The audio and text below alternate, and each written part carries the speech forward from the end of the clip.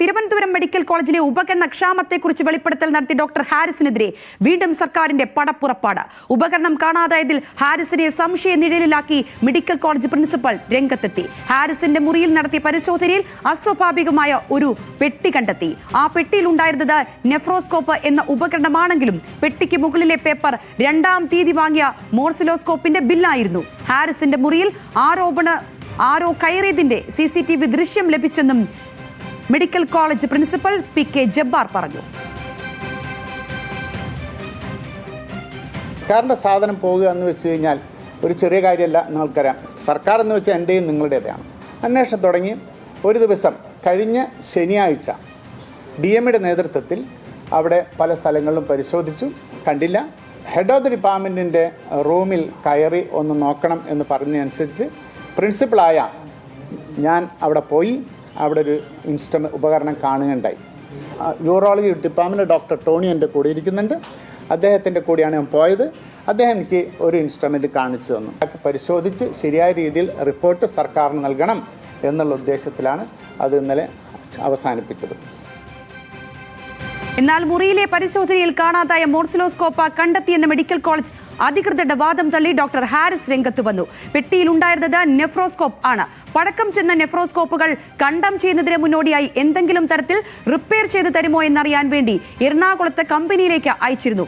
2 ലക്ഷം രൂപ റിപ്പയറിംഗിന് വേണമെന്നതിനാൽ തിരിച്ചയക്കാൻ ആവശ്യപ്പെട്ടു. കണ്ടത് ഇതിന്റെ പാക്കിംഗ് ആവാമെന്നും ഹാരിസ് അറിയിച്ചു. തിരുവനന്തപുരത്തുനിന്ന് PR പ്രവീണ ചേരുകയാണ്. പ്രവീണ, ഈ സമൂഹം ഈ കാര്യങ്ങളൊക്കെ കേൾക്കുമ്പോൾ ആവർത്തിച്ച് ചോദിക്കുക എന്നത് ഒരു കാര്യം തന്നെയാണ്. സർക്കാർ ഈ ഡോക്ടർ ഹാരിസിനെ പൂട്ടാൻ ഒരുങ്ങുകയാണോ എന്നുള്ളതാണ് ആദ്യം തന്നെ ഇക്കാര്യം കേൾക്കുമ്പോൾ വരുന്ന ചോദ്യം. മറ്റൊന്ന്, ഇപ്പോൾ പല കാര്യങ്ങൾ ഇക്കുറി ഇതിൽ പറഞ്ഞു വന്നിട്ടുണ്ടെങ്കിലും അതൊക്കെ പിന്നീട് പൊളിയുന്ന തെളിവുകളുമായി ഡോക്ടർ ഹാരിസ് രംഗത്തേക്ക് വരുന്നത് തന്നെയാണ് കണ്ടിട്ടുള്ളത്. ഏറ്റവും ഒടുവിലായി വന്നതിനെയും ഡോക്ടർ ഹാരിസ് പ്രതിരോധിക്കുന്നുണ്ട്. എന്താണ് ഇതിലിപ്പോൾ സംഭവിക്കുന്നത്? സംഗീത, ഒരു കൈ കൊണ്ട് തല്ലും മറുകൈ കൊണ്ട് തലോടലും, ഇതാണിപ്പോൾ സർക്കാർ ഡോക്ടർ ഹാരിസിന്റെ കാര്യത്തിൽ ചെയ്തു വരുന്നത്. ഡോക്ടർ ഹാരിസ് മിടുക്കനായ ആത്മാർത്ഥതയുള്ള ഡോക്ടർ എന്ന് ഒരു വശത്ത് പറയുമ്പോൾ തന്നെ അദ്ദേഹത്തിനെ സംശയദൃഷ്ടിയിൽ നിർത്താൻ, അത് പൊതുസമൂഹത്തിന്റെ മുന്നിൽ ഒത്തിരി അധികം ഉപകരണങ്ങളുടെ പേരും ബില്ലും ഒക്കെ പറഞ്ഞ് അങ്ങനെ അദ്ദേഹത്തിനെ ഒരു കള്ളൻ എന്ന രീതിയിൽ നിർത്താൻ ശ്രമിക്കുന്നുണ്ട് എന്ന് വേണം കരുതാൻ. അദ്ദേഹത്തിന്റെ വാക്കുകൾ മുഖവിലേക്ക് എടുത്താൽ തന്നെ അദ്ദേഹത്തിന്റെ റൂമിൽ അദ്ദേഹത്തിന്റെ അനുമതിയോ അദ്ദേഹത്തിന്റെ സാന്നിധ്യമോ ഇല്ലാതെ ഈ ഡോക്ടർമാരായ, അതായത് പ്രിൻസിപ്പലും സൂപ്രണ്ടും ഡെപ്യൂട്ടി സൂപ്രണ്ടും കയറിയത് എന്തിനെന്നുള്ള ചോദ്യം ഉയരുന്നു.